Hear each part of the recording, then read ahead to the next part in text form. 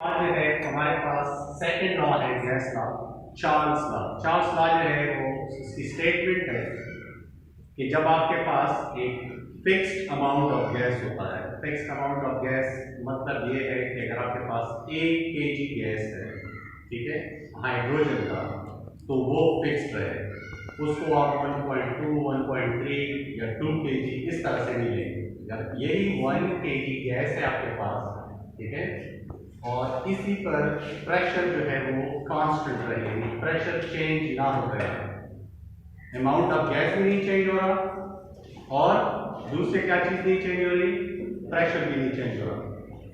तो अगर ऐसी हालत हो इस गैस की कि अमाउंट उसकी सेम है, प्रेशर उसका सेम है और आप टेम्परेचर को बढ़ाएं, ठीक है, टेम्परेचर 0 डिग्री से 100 डिग्री तक लेकर जाते हैं, तो टेम्परेचर के बढ़ने के साथ गैस का जो वॉल्यूम है, जो 1 kg गैस है, फर्ज कर लो पहले इतना सा सिलेंडर जो है वो भर लिया जाता है, ठीक है, इसमें 1 kg सपोज कर लें हाइड्रोजन गैस आ गया था, ठीक है। तो इस एरिया में जो हाइड्रोजन गैस है 1 kg का, ये फिक्स है और इस पर आपने एक पिस्टन रखा हुआ है, ठीक है, और इसके साथ आपने एक प्रेशर को मापने वाला जो है वो रखा हुआ है जो प्रेशर को कांस्टेंट रखता है। फर्स्ट कर लो इस पर जो भी प्रेशर है वो यहां पर कांस्टेंट रखा हुआ है।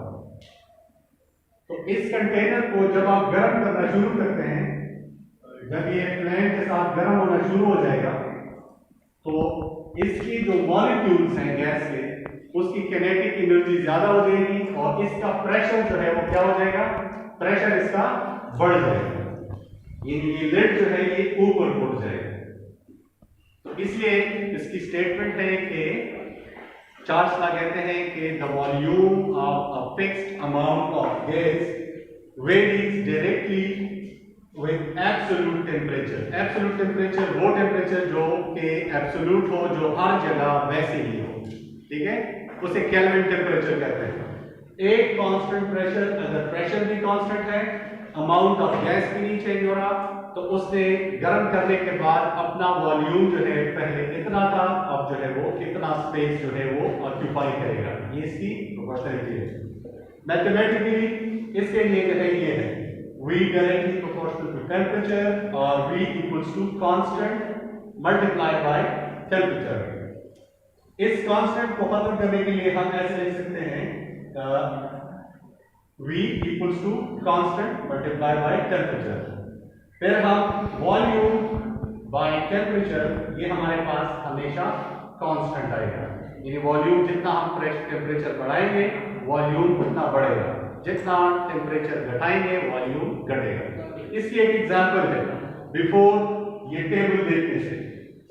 अगर आपके पास एक बैलून हो और उस बैलून में आप जो है वो कुछ हवा भर दें, ठीक है, और उस बैलून के साथ जो है आप ऐसे कर लें कि इस बैलून को आप किसी हार्ड टब में, जिसमें गर्म पानी है, आप इसमें इसको डुबोएं, ठीक है, जो पार्टी बैलून होते हैं, जो बर्थडे पार्टी बैलून होते हैं, तो आप देखोगे कि इसके मॉलिक्यूल जो है उसका प्रेशर इनके वॉल्स पर जो है वो पड़ना शुरू हो जाएगा और बैलून का जो साइज है वो एक्सपेंड होकर ज्यादा हो जाएगा, जो पहले वॉल्यूम था इसका उससे वो ज्यादा हो जाएगा।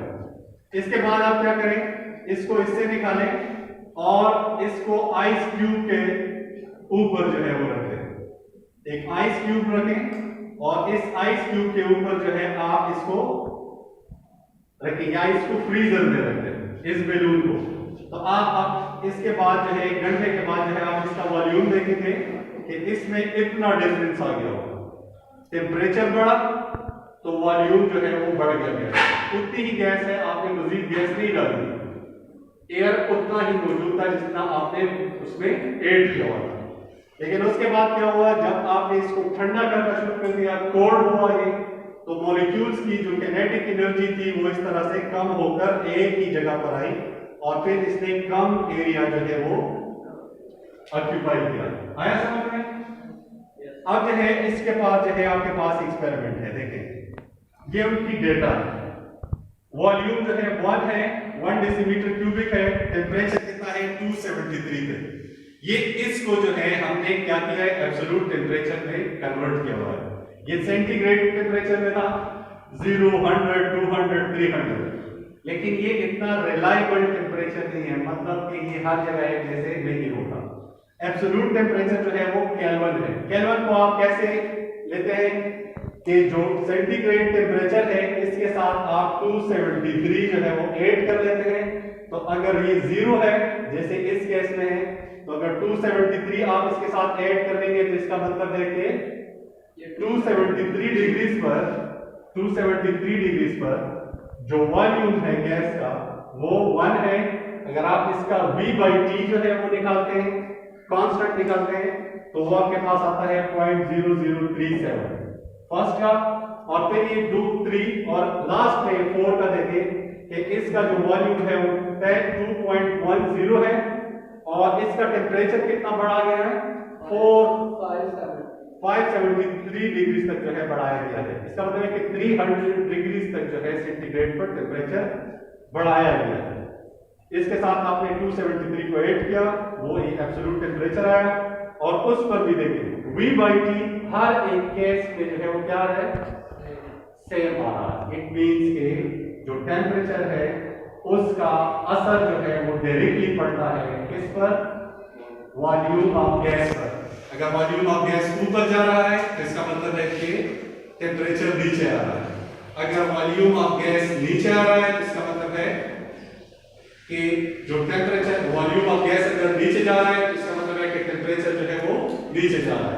अगर एक बढ़ रहा है तो दूसरा बढ़ रहा है, अगर एक घट रहा है तो दूसरा घट रहा है। ठीक है, दोनों के दरमियान डायरेक्ट प्रोपोर्शनलिटी है। एक के बढ़ने से दूसरा बढ़ता है और एक के घटने से दूसरा घट जाता है। Hope this make sense.